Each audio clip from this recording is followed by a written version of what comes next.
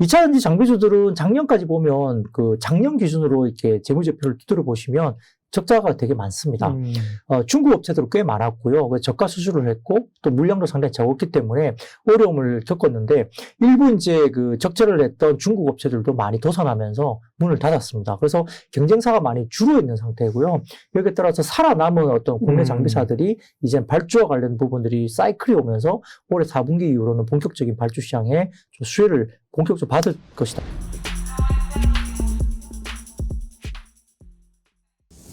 예, 2차 전지는 뭐 빼놓고 갈 수 없는 지금의 핵심 섹터이긴 한데요. 많이 올랐다는 부담감도 좀 있고 성장성이 살아있다는 이야기도 있고 여러 그 논란들이 있습니다만 새롭게 또 2차 전지 가운데서 주목해 볼 섹터가 있거든요. 그 이야기 이어가도록 하겠습니다.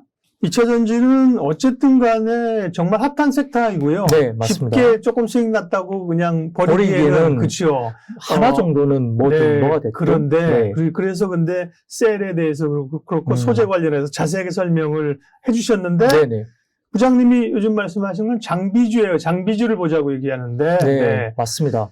장비주를 봐야 하는 이유는 뭡니까? 아무튼 뭐 장비가 이제 약간 뭐랄까 뭐 순수한 게 있지 않습니까? 예. 셀이 좋아지고 소재가 좋아지고 그렇죠. 또 캐펙스 증가가 지금 아주 가시적으로 본격적으로 투자가 되고 있기 때문에 그러면 공장을 지으려면 장비가 발주가 될 수밖에 없죠. 그래서 최근 보면 장비 발주 관련된 뭐 이슈들이 개별 종목단을 계속적으로 지금 공시가 나오고 있는 상황입니다. 네.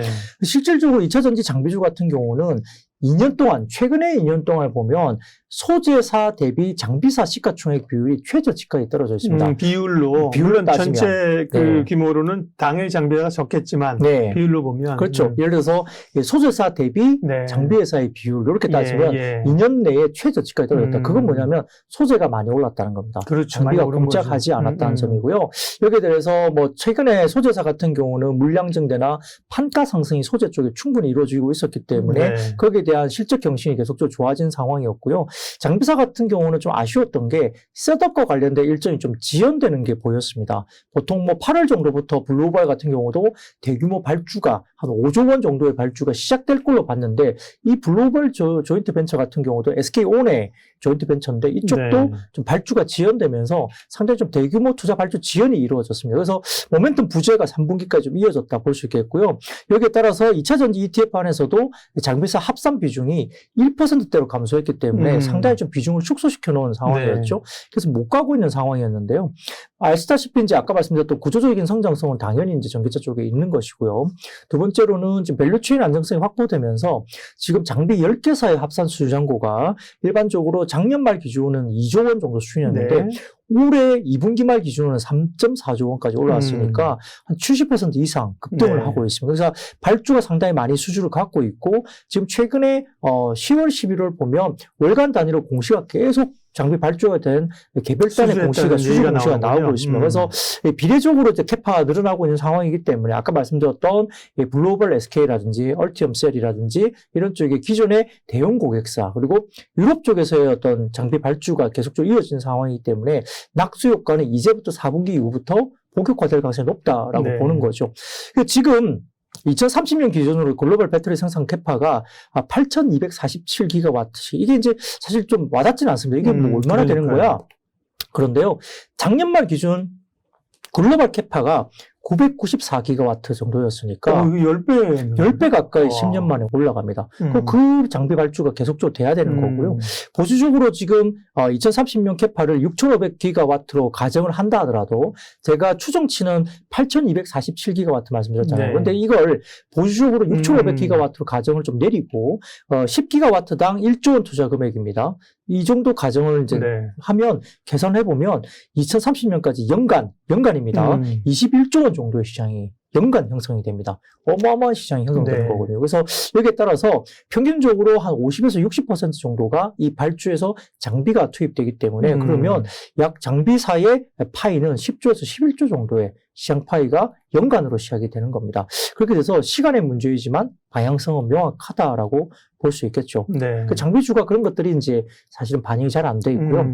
2차전지 장비주들은 작년까지 보면 그 작년 기준으로 이렇게 재무제표를 두드려 보시면 적자가 되게 많습니다.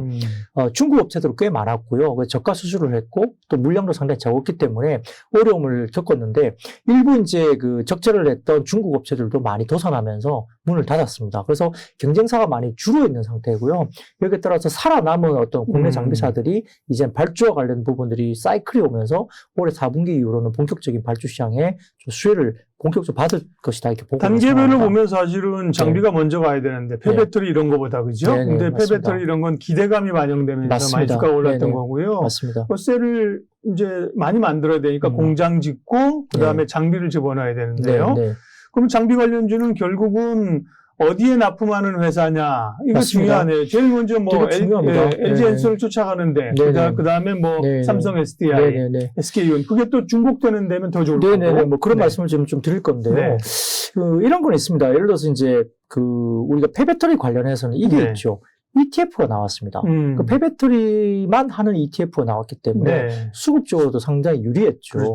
장비사 ETF는 없거든요.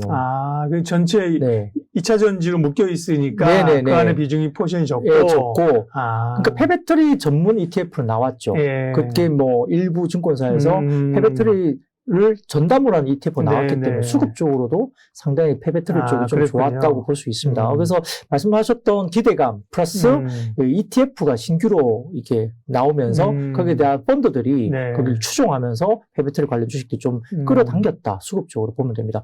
밸류에이션은 상당히 뭐 안 나오죠, 당연히. 그래서 아까 말씀드렸던 장비주들 중에 그러면 어떤 장비주들이 이제 관계가 있느냐라고 네. 물어보시는데요. LG에너지솔루션이 아무래도 뭐 탑픽이겠죠. 그러니까요. 거기에 따라서 어떤 장비가 갈 거냐 보는 건데 여기 관련된 부분들은 아마 납품 이력을 갖고 있는 회사를 좀 봐야 될 것 같아요. 그래서 LG에너지솔루션 같은 경우는 네. STI라든지 그다음에 CIS, 그다음에 D&T, 그다음에 A프로, 아바코, 뭐 코인테크, SFA 이런 종목들이 V1텍까지도 이야기됩니다. 그래서 네. 이런 종목들 중에 좀 최근에 아바코 같은 아바코가 좀 경우도 주가도 움직였죠. 괜찮았죠. 예. 네, 그런 부분도 있고요. CIS 같은 경우도 원통형 배터리 관련된 이슈가 네. 있었기 때문에 4680 관련된 원통형 배터리도 상당히 좀 CIS가 관계가 있습니다. 주가는 잘 못 올랐고 CIS는. 네, 그리고 아바코는 최근에 뭐 여러 가지 좀 이슈들이 모멘텀이 붙으면서 네. 흐름들이 상당히 좋았던 상황이고요. 최근 흐름도 뭐 차트상으로도 나쁘지 않기 때문에 아바코도 좀 눈여겨보실 필요는 있겠습니다. 네. 그리고 전통적으로 SFA 같은 경우도 뭐 여러 가지 장비들을 많이 하기 때문에 반도체라든지 네. 공장 자동화 하기 뭐, 때문에 상당히 좀 안정적인 회사입니다. 그래서 음. SFA 같은 경우도 좀 눈여겨보셔야 될 것 같고요. 네. 두 번째로 이제 SK온과 관련된 종목입니다. 이쪽도 확장세가 되고 있는데 뭐 결국은 포드와 관련된 블루오벌 시티 발주가 핵심이죠. SK온과 관련된 종목으로는 PNT라든지 네. 그다음에 유일에너테크, 그다음에 엠플러스, 톱텍, 하나기술, 뭐 NS 이런 기업들이 수혜가 예상되고 있기 때문에 많네요. 상당히 많습니다. 그래서 뭐 이 중에서 그래도 가장 뭐라 그럴까요? 절대적인 그 장비 발주 수주 금액으로서는 절대 금액의 1등은 역시 PNT입니다. 예. 1조 4천억 이상 네. 그 장비 수주를 갖고 있기 때문에 대부분 장비사들은 그 YOY 그러니까 전년 동기 대비 성장률은 대부분 다 뭐 120에서 140% 성장을 합니다만 절대 규모 자체가 뭐 100억, 200억, 300억 그렇죠. 예. 뭐 이 정도 수준입니다. 뭐 일부 좀 많은 회사가 1000억대, 2000억대 수준인데 일단 PNT 같은 경우는 발주 정도의 어떤 수주 잔고가 1조 뭐 3, 4천억 이렇게 올라오고 있기 때문에 절대 금액은 사실은 PNT에 있다 볼 수 있습니다. 마지막으로 삼성 SDI 관련된 종목인데요. 네. 역시 이제 상당히 좀 뭐랄까 보수적인 그 캐파 증설과 했던 회사이긴 하지만 최근에 공격적으로 좀 돌아섰고요. 여기에 따라서 좀 중복된 회사지만 CIS라든지 그다음에 하나기술, 원익 P&E 뭐 이런 종목들이 있는데 최근에 원익 P&E도 상당히 주가가 괜찮았거든요. 이런 종목들 눈에 보이는 상황이기 때문에 이런 부분들도 같이 좀 중복되는 종목들 가운데서 좀 눈에 띄는 종목들이 이렇게 눈에 보입니다. 거기다가 지금 유럽 시장도 상당히 중요한데 네. 유럽도 좀 자체적으로 일부 이제 뭐 브리티시 볼트라든지 뭐 약간의 그런 회사들이 있는데 자체 배터리 시장을 하겠다고 했다가 전부 다 뒤로 쳐졌습니다. 실패를 하면서 유럽 시장에서 그 전기차 관련된 셀 업체들이 소재를 못한다 이야기가 나오고 있고 네. 이런 부분들 때문에 장비 같은 경우도 국내에서 조금은 뭐 여러 가지 부분에서 좋은 발주처로 볼 수 있겠고요.